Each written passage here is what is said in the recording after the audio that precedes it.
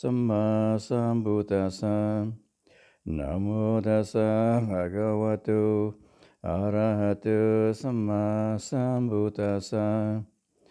Namo tassa bhagavato arahato samma sambuddhassa. Buddhang dhammang sanghang namasami.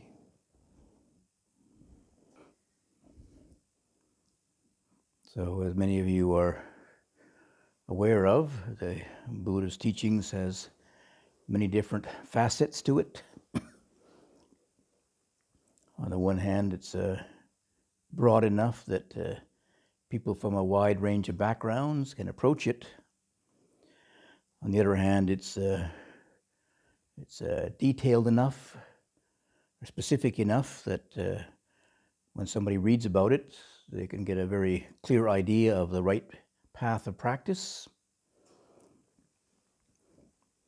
However, even though the path is well laid out, each one of us, brings our own preferences, we bring our own abilities, we bring our own interests to it.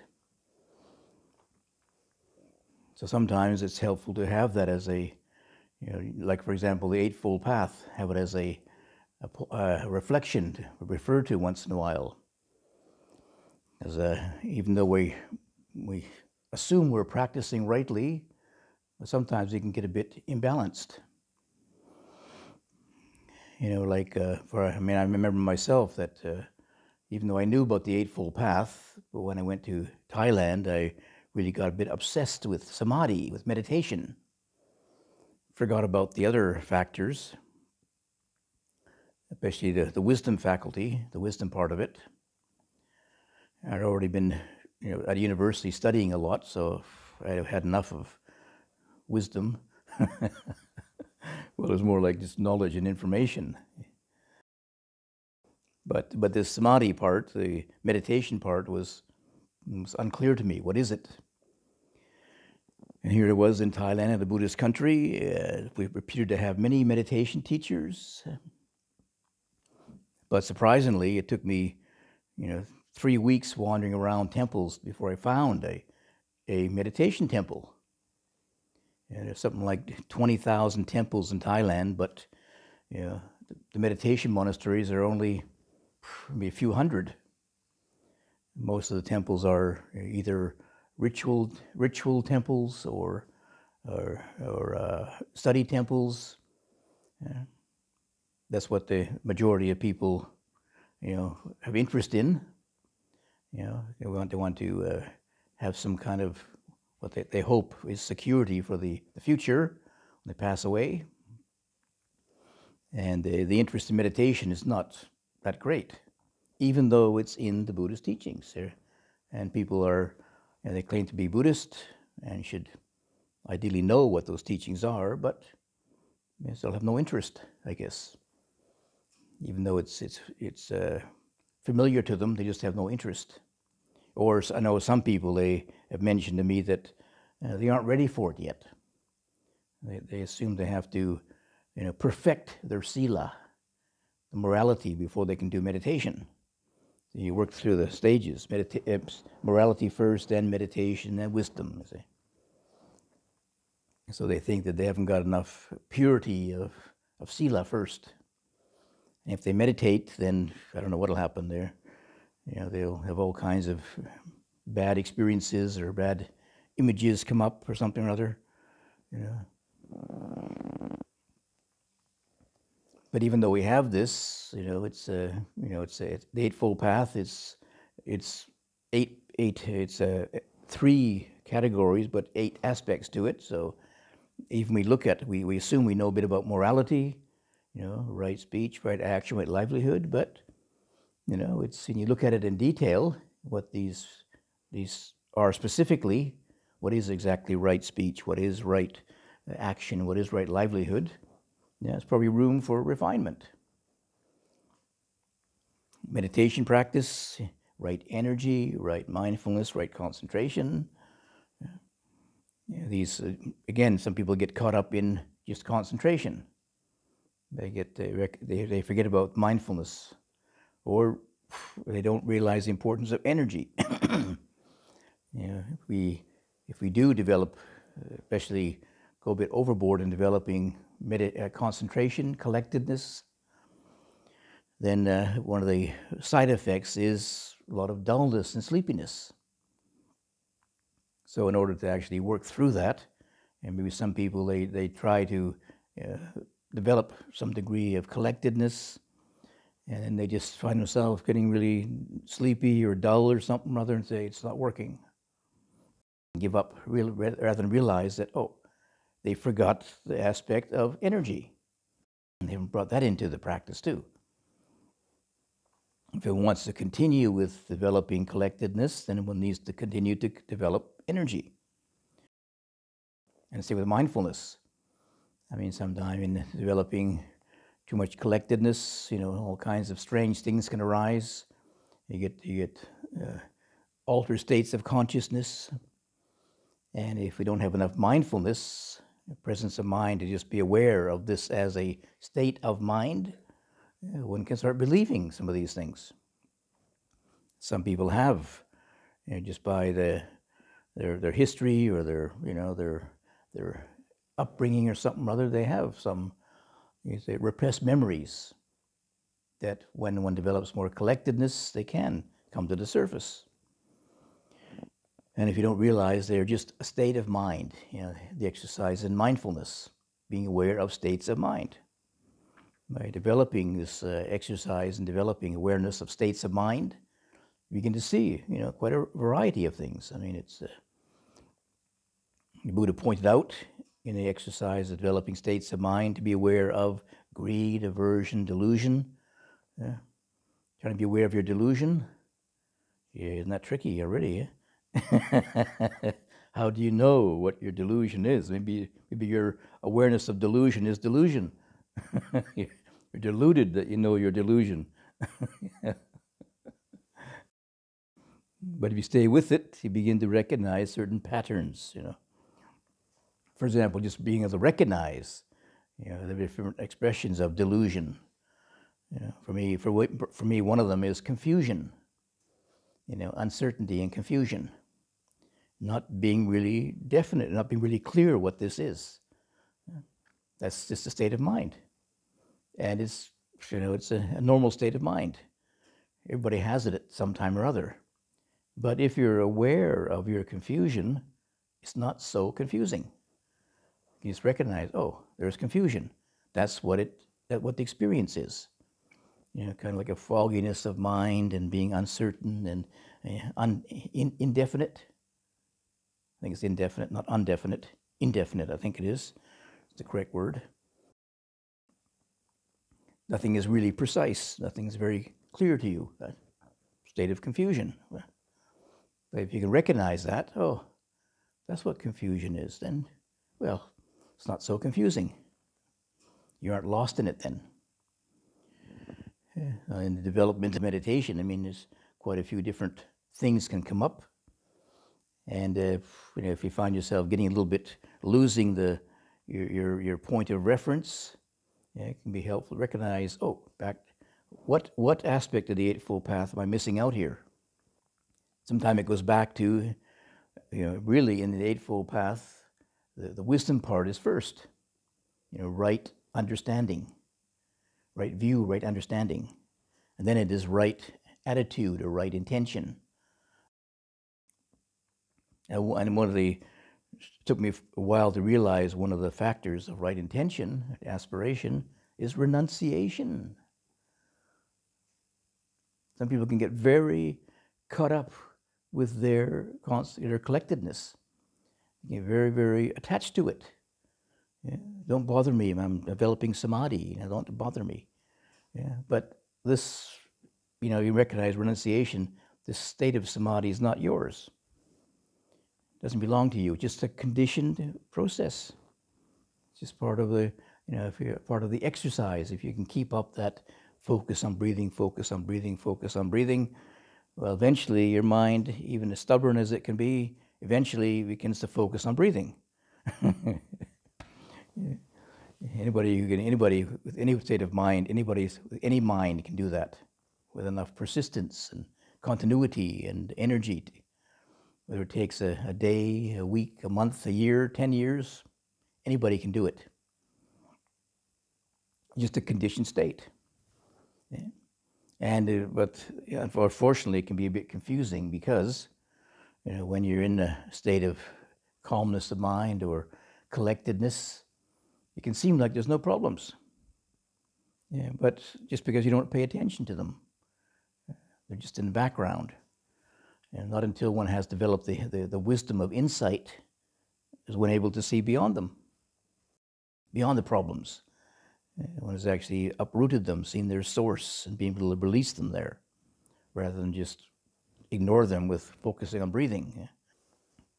And of course, the real test is that we can have this information, this knowledge, but transforming it into experiential knowing, is all what the practice is about. It's easy to say collectedness, but try and experience it. There's a whole range of different degrees of collectedness, a whole range of different intensities of it. And just one simple word, well, it's a bit long, one, collectedness, but one word, but the experience is multidimensional. And is this important to reflect that? Is this collectedness just some kind of temporary state which I've created through willpower? Or is it something which is now become part of one's nature? Has it got a deep base to it? Is it rooted in my attitude to life? And part of it is, continuing with the practice and one begins to get familiar with it, just like, when one's traveling somewhere.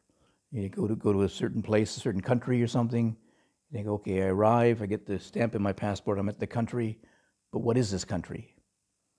Until you actually breathe the air and you see the culture and you eat the food and talk to the people, you don't really know that country at all.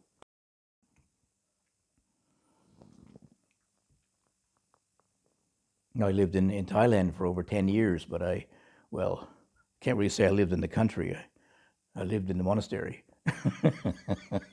which is not really the majority of what Thailand's about. I've never ever been to the beaches, to the tourist beaches, and haven't seen most of the sites in Bangkok, tourist sites in Bangkok. But so I couldn't really say I know Thailand, but but even most of the Thai people don't know Thailand because it's the sort of cultural areas. Ajahn Chah's monastery is in the northeast of Thailand, and it's has its own. It's almost like a separate country in a way. Own language, own culture, and the way the people live and relate, quite different than people in the central part in Bangkok. But interesting enough, most of the meditation masters came from the northeast. Partly, I think, because of the conditions there were somewhat ascetic. It was a poor part of Thailand, and I guess on one hand the country people are closer to old age, sickness, and death, the suffering in general. In the so-called more westernized country, westernized part like Bangkok, a lot of these things are sort of sheltered. People get sick, they go to the hospital. Somebody gets sick in a village in northeast Thailand, they don't go to the hospital until they're almost dead. So you see sick people and old people and maybe dying people. Even the funerals are pretty open air. Yeah. Wat Nanachat was a cremation monastery, so at the one time they had the cremation pyre right in the center of the kind of center part of the monastery, between the kitchen and the sala. So it was hard to ignore it. Now it's moved to a corner of the monastery, over in the corner, where it's a little bit more, I don't know, politically correct or something, or socially correct. Not so close to the kitchen anyway.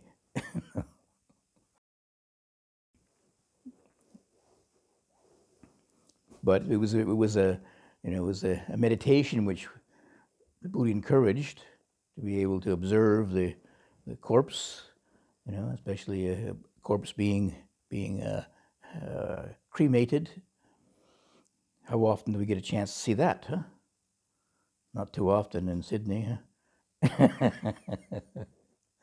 They put the bodies in boxes. And I remember we went to a funeral in England, some Buddhist man and who passed away, and it was the first time I've ever been in a crematorium in England anyway, in the West even. And we went to the ceremony, and the monks, and there was one of the nuns joined us, and a couple of the monks came along, and we just sat in this row in front, and we did our chanting, and somebody read out some of he translated some Buddhist text, I think from Sanskrit or something or other. So this thing, the nun knew him, so she read out this text that he translated, one of these quite a profound text, the Sin Sing Ming. The way is not difficult for those who do not pick and choose. Anyway, it's Mahayana, so.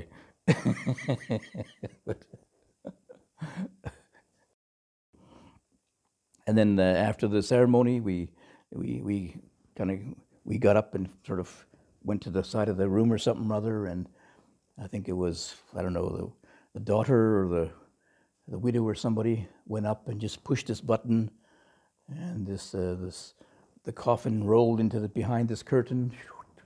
That was it. Curtain closed. Where that's it. That's the cremation. And I guess the next day the bones came out, or the cremated, the rest of the body cremated came out. That was it. I guess you want to remember the person. A nice big picture there of a person. I want to remember them, But what's the reality in that? They aren't that nice picture anymore, But in northeast Thailand, it was a lot more simpler. You could actually look at the corpse, you realize, that's what happened to you eventually. That's the way we're going, and it's very helpful to be able to observe that and recognize, oh, I'm not going to be this, beautiful smiling face forever. Sorry. I guess you probably won't see the one that's dead either, but.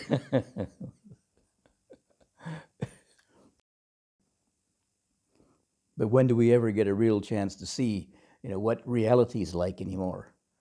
Most of us are just left with images and concepts, old age, sickness, and death. The Buddha said they were heavenly messengers.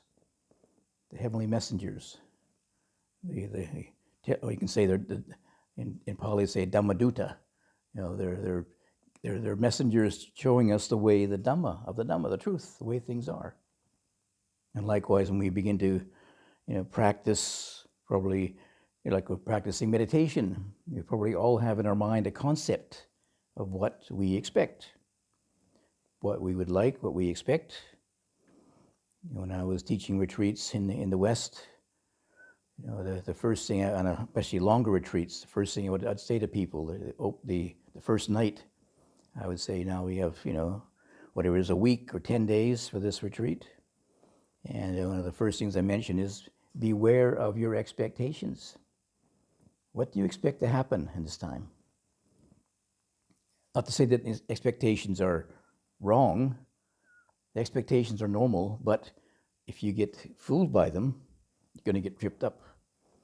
We're here just to observe the way things really are, whether you like it or not.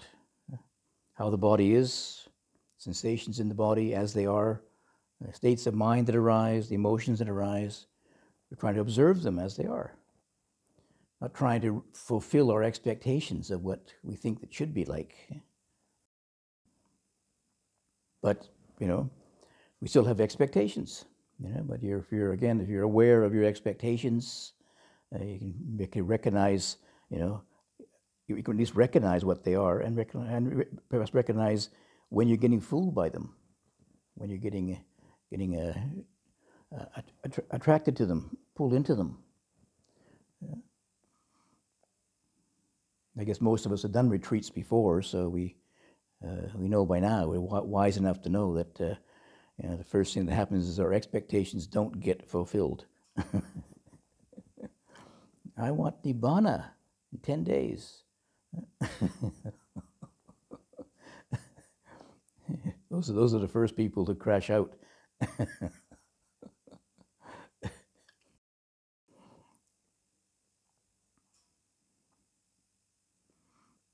But it's helpful to be able to see these expectations or the concepts you bring into the practice. And just having a concept, we all have them, but we try to be more conscious of them. And this is just a concept, an idea, and you know, one of the kind of some of the cultural baggage you bring with us, especially as Westerners, is we're very idealistic. We have very high ideals. Yeah, but you know, how often we live up to them? You know, our society says we should be like this and like that. You know, you should be rich, you should be healthy, you should be happy. Blah, blah, blah, blah. Yeah. But you look around, how many people are rich or healthy or happy? Even after, you know, many years of meditation, you know, we think, oh, I should be this level of attainment or something or other. One of the what do you call it? Would be like almost like a symptom of monastic life. It would be a symptom. Anyway, he said, you know, one of the in Thailand, after you have 5 years as a monk, you're allowed to, you know, say, be independent of the teacher. So 5 years was sort of like a critical time, he said. So some of the monks, they look around and they get to 5 years and they say, okay, what have I gained in 5 years? It's like sort of like a crisis point in a way. 5 years, 10 years, you know, and then 20, you're supposed to be a Mahatera by 20. Mahatera, you know, you should be enlightened by then, huh? But the 5 years is the first, you know, critical stage. It's like midlife crisis maybe or something or other. I'll be younger than that, you know, teenage crisis. So 5 years comes along, and then the monks begin to think, oh, what have I gained in 5 years? And they think, well, I haven't got so much samadhi, morality is a little better than before, not much samadhi, not much wisdom, and then they feel 5 years wasted. Yeah. Ajahn Chah said it's a wrong question to ask. You should ask what you've given up in 5 years. You know, you look at what you've given up. Oh, I've given up, you know, some degree of greed, some degree of aversion, some degree of delusion, and you come out ahead. You ask what I've gained, doesn't seem like a lot. You know, especially if our example is the Buddha. You see the example of the Buddha here, just smiling all the time and sitting there smiling all the time, and never moving, and never getting sore knees.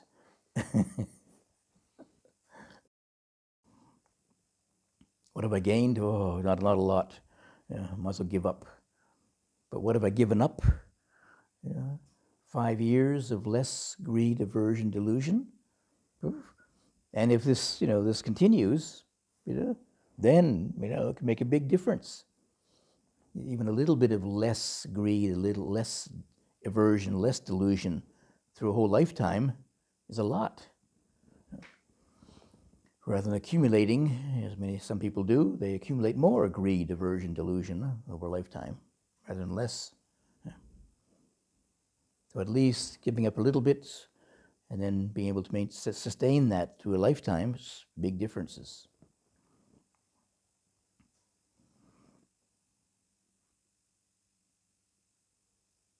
Even some of the temporary experiences we have of calmness of mind. When I was before I started meditation, I never even imagined calmness of mind was possible. Never even imagined. Then I came across a book on Buddhism, and it did mention about peace of mind, and thought, well, that's for it was a book on Zen, so it must be for Zen monks, peace of mind after 20, 30 years of sitting zazen in some freezing temple somewhere, some freezing temple in Japan. Doesn't even need to be what Buddha Dhamma.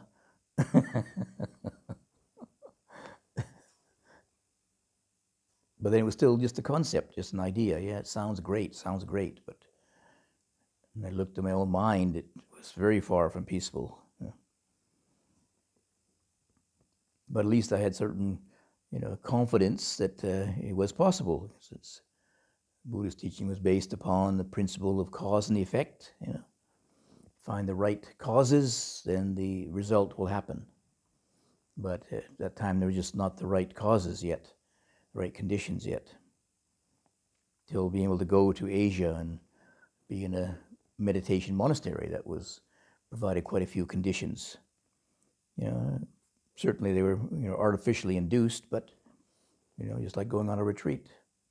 It can be sort of artificially induced supportive environment, but it does give supportive conditions, very helpful conditions. And again, no guarantee, but for some people it does provide the right conditions for them to experience directly some degree of peace of mind, and perhaps enough of it, they get enough confidence that it works to continue with it. But those moments they're just states of mind, temporary states of mind, and I realize, okay, there's collectedness, okay, in the Eightfold Path, maybe morality, in order to be able to sustain that, one has to go back to be able to try to integrate skillful living into one's life, to provide a foundation for the continuity of calmness of mind. You go on an intensive retreat, experience some calmness of mind, but if you go back to a very stressful, tense, and disruptive lifestyle, 2 steps forward, 3 back, maybe 3 forward and 2 back.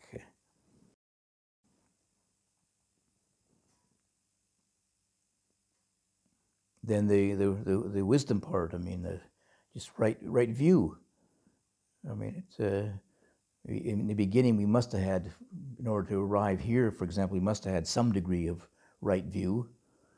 But our view is changing, and it's the different levels of right view. Sometimes there is in the background, there is still some of these lurking, like a lurking soul theory I talk about. We read the Buddhist teachings, all things are not a permanent self. But I'm developing samadhi. I like this samadhi. I want to keep this samadhi. Even though we read, there is no permanent self that can keep anything. Nobody can hold on to it other than the right conditions. We create the right conditions, and then if we can sustain those conditions, then peace of mind will persist. but it's not you. It's all those conditions coming together: right speech, right livelihood, right action, right energy, concentration, mindfulness, right view, right aspiration. Those are the things that keep it going, not you. But then you get, it starts to slip away. We get desperate. I'm losing my collectedness. I'm losing my mindfulness. I'm losing my wisdom. Sorry, you've already lost it. In reality, you never had it in the first place. It was just conditions.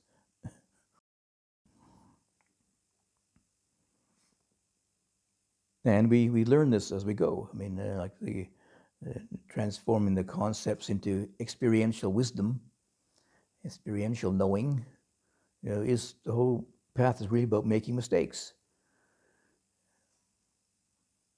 One of Ajahn Chah had the ability to give very, very simple teachings.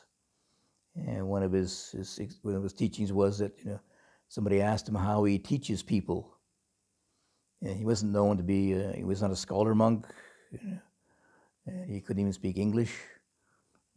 But he just said, well, when I see somebody going right, too far right, I tell them to go left a bit more. Somebody goes a bit too far left, he tells them to go a bit more right. More balance in the middle. And his example was more guidance than actually just guidance. Guide people. Too far right, too far this way, too far that way. Do you find a middle way? Yeah. But interesting enough, the middle way is not one fixed line, is it? You only know that where the middle is when it's not that side and it's not that side. So you go this side and you're like, no, it's too far this way now. Too far that way now. To finally settle down to the middle. But there's no straight line in the middle. It's just not too far one side or the other. And we find this by going too far off. Hopefully not so far off we get injured.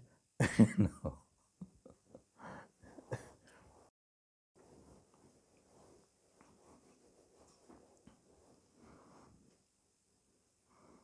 And even when the practice is going well for a while, I mean, you have to be a little bit wary because, maybe you're just depending upon your strengths. Part of the middle way is balance, and so we all have our strengths and our weaknesses. And sometimes the tendency is to always depend upon our strengths.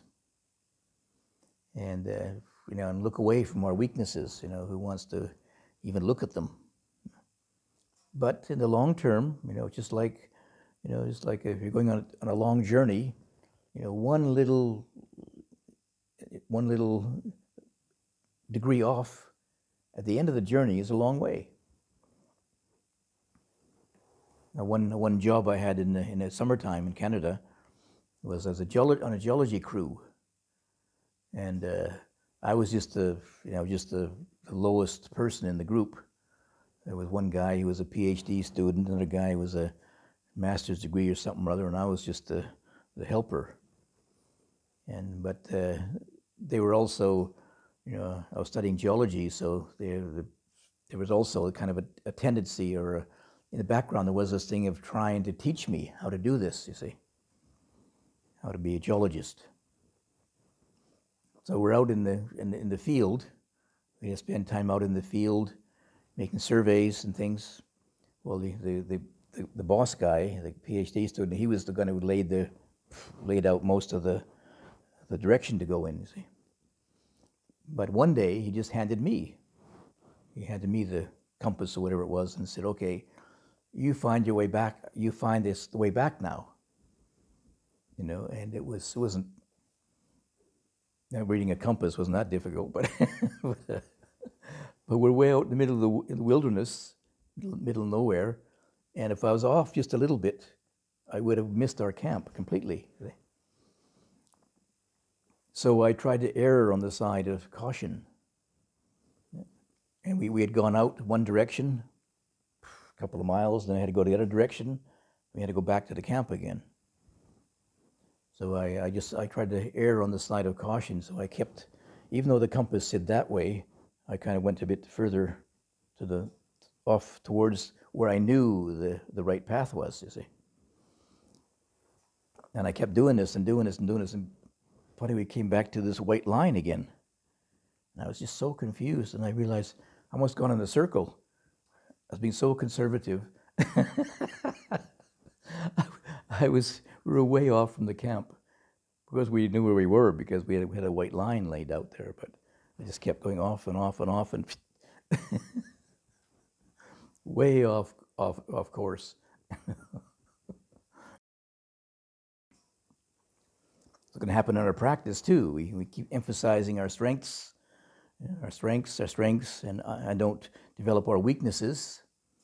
And then after a while, we realize that the weaknesses will get to you. That'll be the point where it will trip you up. I remember one of the monks who stayed with us in Thailand, and he was not a great meditator, but he liked to be very active. He was always leading the work projects and things like this. So he was very good at it, and realized some of us maybe enabled him. We didn't want to do the work, so we let him do it. Most of us wanted to go and meditate, but his strength was just organizing the work, and he could speak to the local people, but at the expense of not developing his meditation very much. And over the years, it finally caught up with him. He started to have doubts and confusion. His meditation was not really well developed, and eventually they got to him, and he ended up disrobing. And it was a great, it was hard to recognize that he would leave, because he was so good in what he did. But I realized later that he hadn't developed his weak point of meditation. So he didn't know how to really deal with his states of mind that came up, or at least unpleasant states of mind. When he wanted to work, got restless, wanted to work, he would just go off and work. When he got sleepy, he'd just go off and work. But for most of us, we didn't have that choice, and maybe we're too lazy to go and work, and so we had to work through our laziness and our sleepiness and our restlessness, and it wasn't very pleasant, but we didn't have an escape. You could say more like it didn't have a recognized or respectable escape. When he did his work, he was praised for it. He did a wonderful job, yes, or anything. But if we just went up for a walk in the forest, we're being too restless, and not a very good thing to do, you see. Because after about 5 years, you're allowed to. You could go off on wandering tour, tudong. But the idea was, again, you go on tudong to find a quiet place to meditate. So, not just to keep walking. So probably when we begin meditation practice, we begin to recognize, gradually, where we have to struggle, maybe where we have our struggle against our weaknesses, whether it's sleepiness or restlessness, for example, or excessive lust or anger, doubt, other hindrance. Did I cover the 5 hindrances? Yep, I did, yeah. Or doubt or something. But there are ways, the Buddha gave us ways to work with them, right? Yeah, these are also just causal conditions. They've been caused by something, so if we can investigate them and study them, we can find out what the cause is. We can find ways to deal with them, to work with them. How to work skillfully with restlessness, with sleepiness. And many times it's not very pleasant. But, you learn in the process. And one of the kind of fundamental teachings of the forest tradition was that, suffering, dukkha, is the greatest teacher. Dukkha is what we're hiding away from, what we're avoiding. But it also then is the greatest treasure, because that's what's really we don't know about. When you can understand dukkha, the cause of dukkha, its ending, then we can realize the path to release it completely out of dukkha. But it starts off, little bits at a time, different kinds of dukkha, of suffering, restlessness, sleepiness, lust, sensual desire, ill will, and doubt.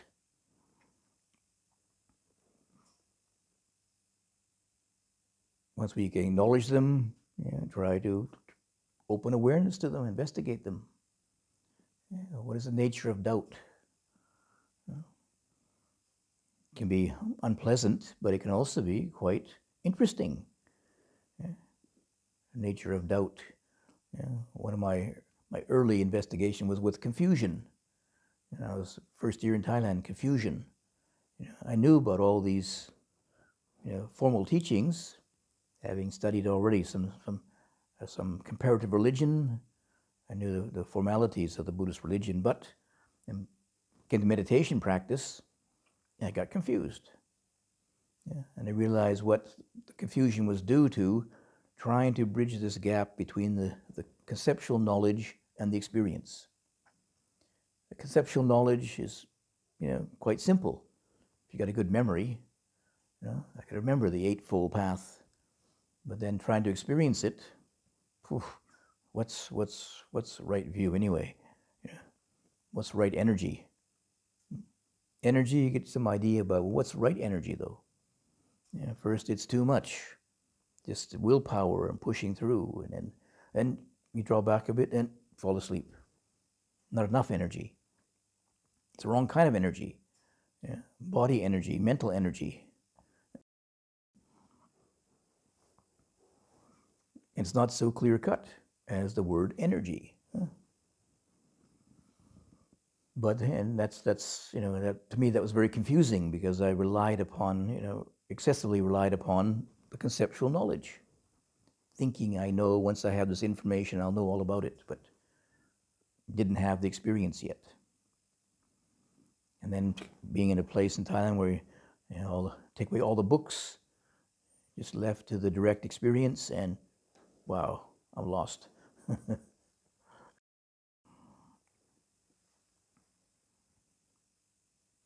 But at the same time, it was, confusion was very unpleasant, but it was a very valuable experience.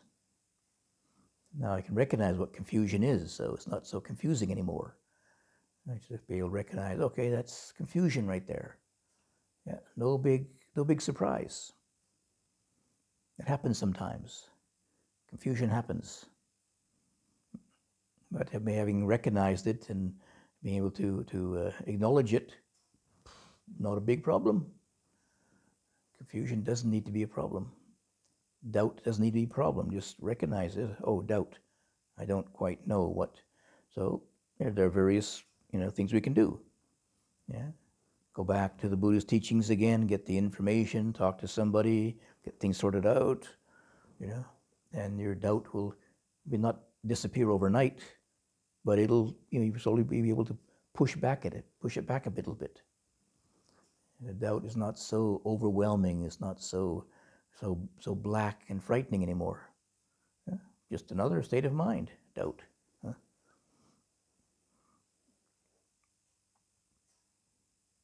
Till you can get to the point of view, maybe you can just say, well, I don't know, and it doesn't really matter. Just a state of mind arising and passing away. The next day, the sun's shining again.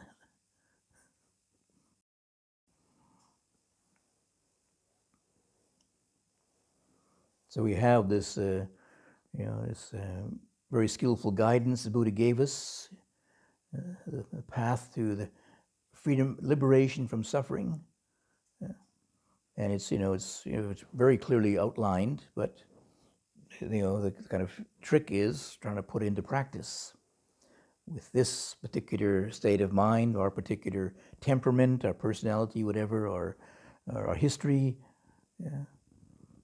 Each one of us, the Buddhist teaching is a universal teaching, so every one of us can practice it and realize it.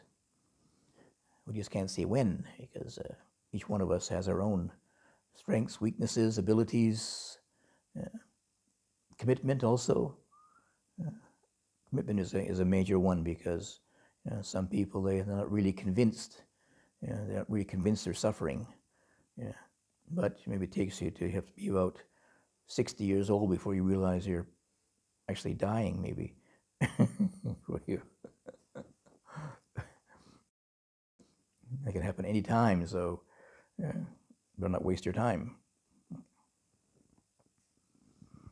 But putting it into practice, the more that we learn, the more that we understand, the more that we can practice, the wiser we become. And sometimes this wisdom is hard to recognize. It's not something you can put down on an exam paper, and say you got your PhD in Buddhism now. But you notice it by the decrease in suffering. If you're really practicing rightly, the degree of suffering you have will be slowly declining, slowly fading away. And sometimes it's because it is, slowly fading away, and unless you have a really ecstatic experience or a profound enlightenment experience, usually it works in stages. Sometimes it's hard to notice, But if you can reflect back, how much you were suffering before, how much confusion you had, how much greed, aversion, delusion you had before, and you recognize, oh, wow, a lot of water has passed under the bridge now. A lot less greed, aversion, delusion. And it's only been a few years. Thinking about the future. As Ajahn Chah said, you practice a little bit, get a little bit of peace. Practice a lot, you get a lot of peace. And you practice completely, you get complete peace. So that's the aspiration for us. And hopefully you'll be able to realize it for yourself and see the results accordingly. So good luck in your practice.